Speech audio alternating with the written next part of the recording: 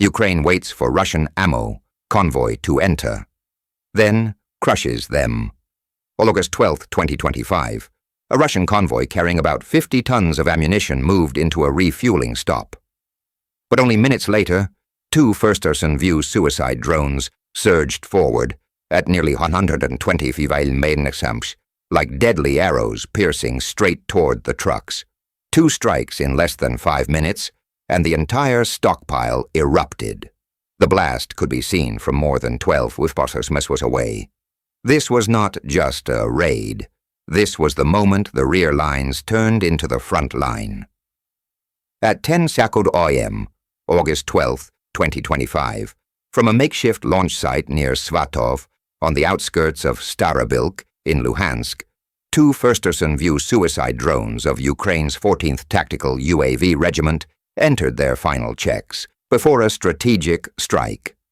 15 minutes earlier, a modified DJI Mavic 3 had been launched. It acted as the scout, capturing infrared images, transmitting real-time data to the command post, and guiding the two attack drones toward their targets.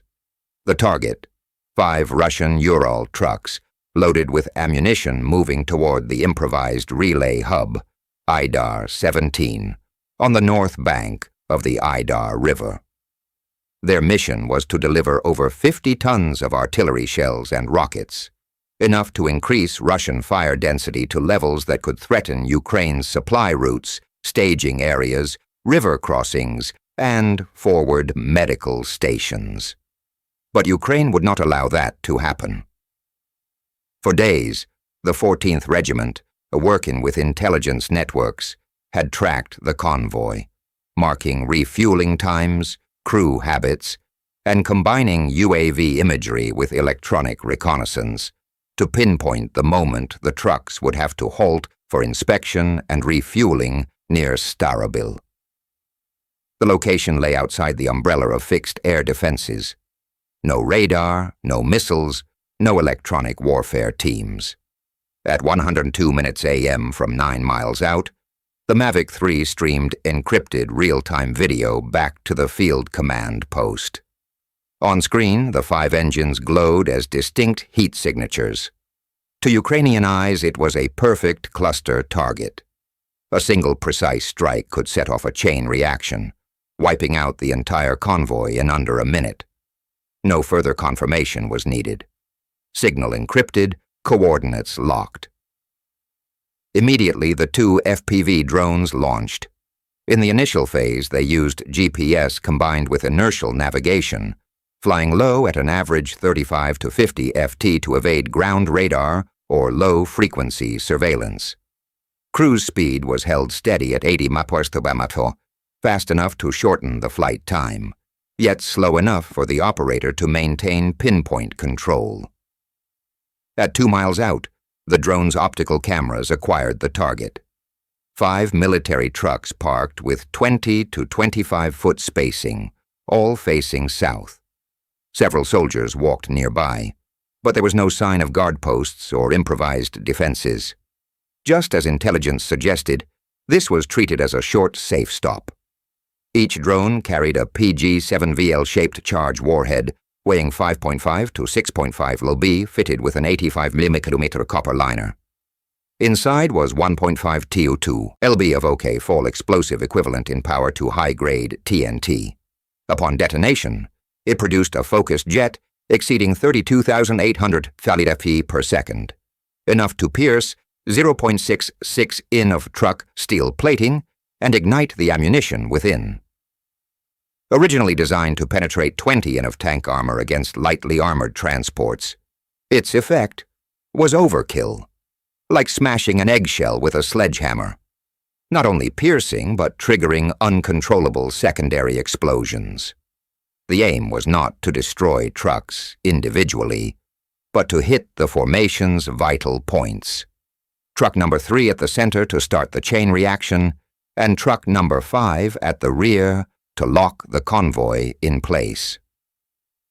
With these positions struck, the heat and shrapnel from the initial blasts would cascade through the rest.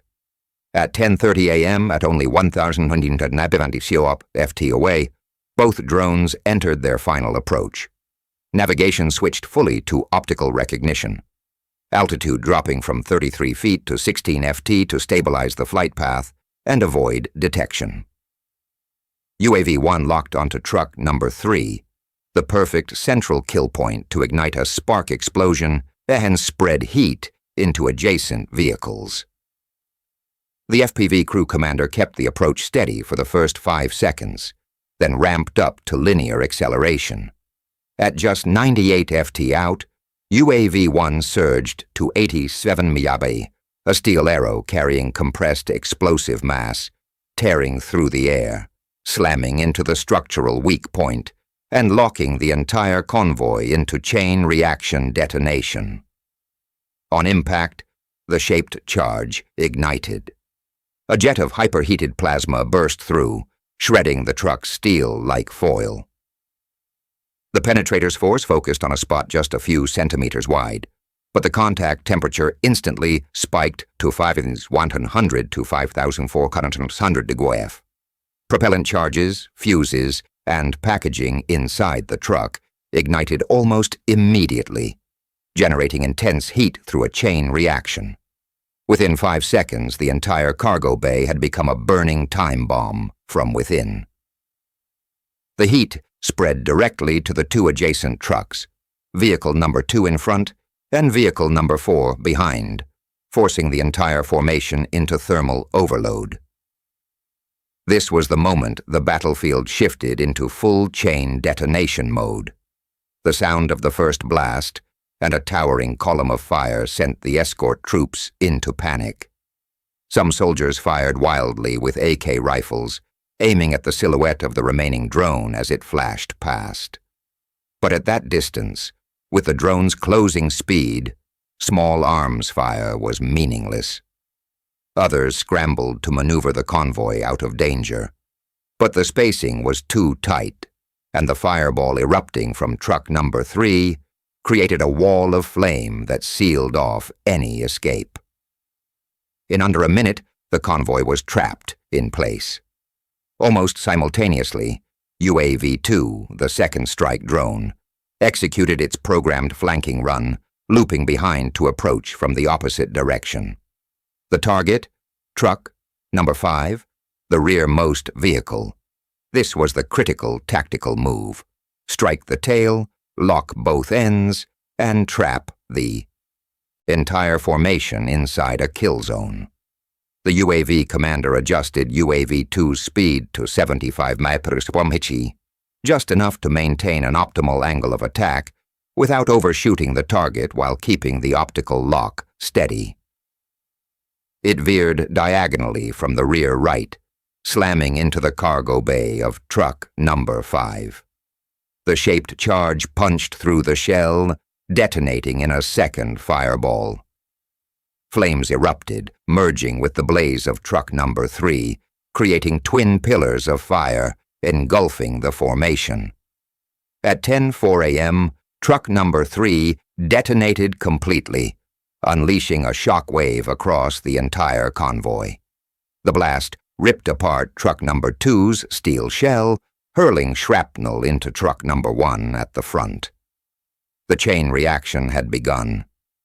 Moments after truck number 3's total detonation, local temperatures surged past 6,332 to 7,232 degrees Fahrenheit. Fire columns and shock waves hammered into the neighboring trucks. Truck number 2 erupted violently.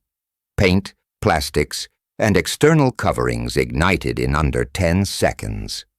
Successive blasts turned it into a mobile fireworks battery. The rising pressure blew open the cargo bay, venting fire straight upward into a massive thermal column. A textbook case of detonation cook-off where propellant self-detonates after surpassing safe thermal thresholds. Truck number 4 suffered a dual strike. Residual flames from truck number 3 in front, and the inferno from truck number 5 behind. The compounded heat triggered a full detonation of its load. This was the third major blast in under 2 minutes. Steel fragments and artillery shells were hurled more than 495 FPV, damaging nearby infrastructure. With 3 successive explosions, Starobilsk was transformed into an uncontrollable firestorm. Fire pillars shot tens of meters into the air, with black smoke visible from over 12 km away. Each blast scattered new fragments, endangering every Russian soldier nearby.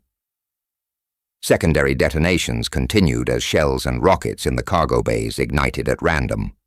Truck number 1, initially intact, was torn apart by shock waves from truck number 2's explosion. Shrapnel punctured the cabin and cargo bay, spreading fire. Within seconds, truck number 1 was fully ablaze. At this point, all 5 trucks were destroyed. At least 4 completely detonated, reduced to twisted wreckage. Moments later, blue flames jet skyward as transformer oil burns fiercely, merging with the dense black smoke already billowing from the earlier fuel depot strike. Flame and smoke fuse into a towering wall that blankets the entire industrial. The operational result was indisputable. With just 2 drones and 2 precise strikes, the entire convoy of 5 ammunition trucks was annihilated. 40 to 50 tons of artillery shells and rockets were destroyed in under 3 minutes. The dual fire centers locking the formation and driving the chain reaction until every magazine was consumed. Exact figures remain unknown, but with an average crew of 3 to 4, soldiers per truck, drivers, escorts, technicians, plus guards, casualties are estimated at 20 to 25 personnel. The blast deformed the concrete roadway and heavily damaged surrounding infrastructure. Russia was forced to cordon off the area due to large amounts of unexploded ordnance. Immediately after the Russian Emergency Situations Ministry, along with EOD teams, firefighters and medics moved into the hot zone. Route P66 was sealed, and ambulances stood by along the safety perimeter. This strike did not merely destroy a convoy. It sent shockwaves through Russia's entire logistics system in Luhansk because it severed the Starobilsk-Kupansk supply route, the key artery feeding ammunition to Russian artillery groups in northern Luhansk. Post-blast clearance and demining would stall transport for at least 5 to 7 days, eliminated an ammunition stockpile equivalent to half a month of fire support for a Russian artillery regiment in a single night, forced Russia to change its transport model from concentrated convoys to dispersed smaller units with tighter escort. This cut efficiency, raised costs, and slowed resupply. The attack proved there is no such thing as an absolute safe zone in the rear. Even Starobilsk, long regarded as an untouchable logistics hub, was penetrated and struck with precision by Ukrainian drones. It also increased pressure on Russian commanders to secure their supply lines.